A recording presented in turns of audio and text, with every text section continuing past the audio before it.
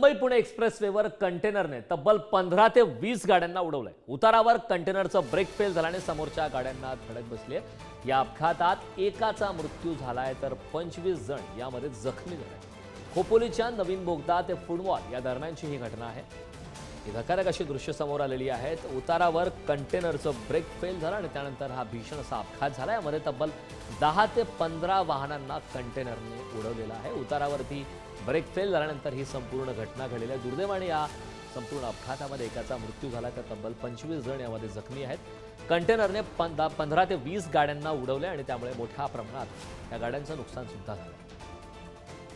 खोपोली ते फुटबॉल या दरम्यानची ही घटना, खोपोलीच्या नवीन बोगदा ते फुटबॉल या दरम्यानची ही घटना समोर आलेली आहे। या अपघातानंतरची दृश्य आपण त्याची प्रत्येक अपडेट आपण पुढारी न्यूजवरती पाहतोय। जखमी रुग्णांवरती उपचार सुरू आहेत। हे दोन्ही दृश्य आपण पाहतोय।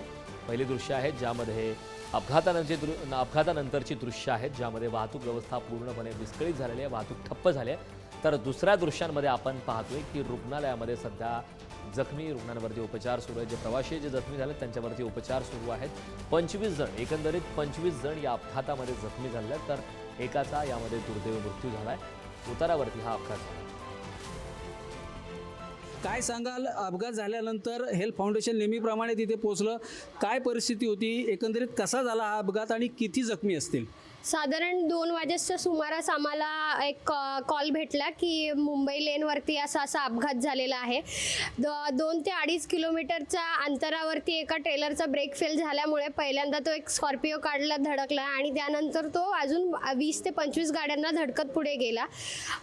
एक पॅसेंजर ट्रॅव्हलर बस होती, त्याच्यामध्ये 12 ते 13 लोक होती। त्यातले किरकोळ जखमी आणि काही जखमी मेजर जे जखमी होते त्यांना MGM हॉस्पिटलला शिफ्ट करण्यात आलं आहे। आणि स्कॉर्पिओ कारमध्ये जे एक महिला होती ती फेटल झाली आहे ह्या अपघातात आणि बाकी लोकांचे किरकोळ जखमी जे आहेत त्यांची खोपोली नगरपालिका दवाखान्यात ट्रीटमेंट सुरू आहे। एकंदरीत हा अपघात मोठा जरी असला तरी या भीषण अपघातामध्ये जास्त जीवितहानी झालेली नाही आहे। आत्ताच आपल्याला माहिती मिळाल्यानुसार एक महिला यामध्ये मयत झालेली आहे जी की खोपोलीच्या रुग्णालयामध्ये तिला ठेवण्यात आलेला आहे। प्रवीण जाधव, पुढारी न्यूज, खोपोली, रायगड।